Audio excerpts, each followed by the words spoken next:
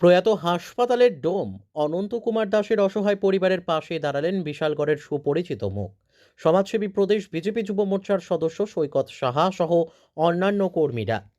আবারও মানব সেবার এক অনন্য নজির স্থাপন করলেন বিশালগড়ের বুকে। বিশালগড় হাসপাতালে চিকিৎসাধীন অবস্থায় প্রয়াত হয়েছিলেন হাসপাতালের ডোম অনন্ত কুমার দাস। ওনার প্রয়াণের পর দুর্বিষহ অবস্থার মধ্য দিয়ে দিন কাটাচ্ছিলেন প্রয়াতের পরিবার। খবর পেয়ে ব্রজপুরস্থিত প্রয়াত হাসপাতালের ডোম অনন্ত কুমার দাসের বাড়িতে গিয়ে পরিবারটিকে সাহায্যের হাত বাড়িয়ে দেন বিজেপি যুব মোর্চার সদস্য সৈকত সাহা সহ অন্যান্যরা। অসহায় পরিবারটির হাতে চাল, ডাল, তেল, বিভিন্ন নিত্য প্রয়োজনীয় সামগ্রী সহ আর্থিক সহায়তা করেন। পাশাপাশি পরিবারটিকে সমবেদনা জানান এবং পাশে থাকার আশ্বাস দেন। প্রয়াত হাসপাতালের ডোম অনন্ত কুমার দাসের আত্মার সদ্গতি কামনা করেন।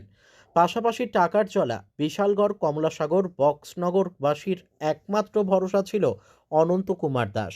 অনেক সময় কাজ করেও টাকা পেতেন না। কাজ আজ ওনার পরিবারের জন্য কিছু করতে পারে মানসিক তৃপ্তি অনুভব করছেন বলে প্রতিক্রিয়া ব্যক্ত করেন প্রদেশ বিজেপি যুব মোর্চার সদস্য সৈকত সাহা। আহ, আপনারা সবাই হয়তো বা অবগত আছেন যে গত পরশুদিন আমাদের বিশালগড় বিধানসভা থেকে বলে চরিলাম বিধানসভা পুরো সিপাহীজলা ডিস্ট্রিক্টের একটা বিখ্যাত নাম, যার নাম অনন্ত।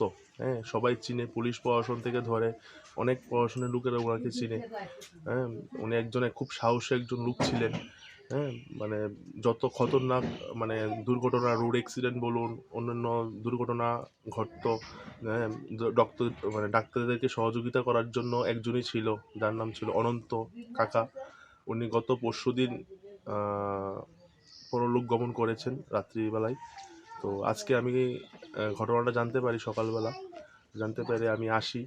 তো আমি ওনাদের বাড়িতে আমি আসিনি, কিন্তু অনন্ত কাকাকে আমি চিনতাম বরাবরই। আমি চিনতাম না শুধু, প্রত্যেক বিশালগড়বাসী থেকে শুরু করে চরিলামবাসী এবং যত এই সাইডের এই ডিস্ট্রিক্টের যতগুলো বিধানসভা আছে সবাই ওনাকে চিনত, প্রশাসনিক লেভেল থেকে শুরু করে সবাই।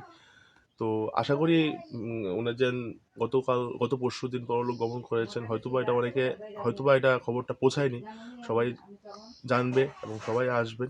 আজ ওনাদের বাড়িতে আসি, এসে ওনার পরিবারের সাথে সাক্ষাৎ করি। কি আশ্বাস দিলেন তাদেরকে? আশ্বাস বলতে, ওনার বাড়ি ঘরে আমি তো আজ আর আসিনি, আজকে আসলাম। সরকারিভাবে ওরা অনেক কিছু আবেদন করেছেন, আমাকে যেটা বললো, ঠিক আছে, ওনাদের কিছু সমস্যা আছে সেগুলো জানতে পারলাম।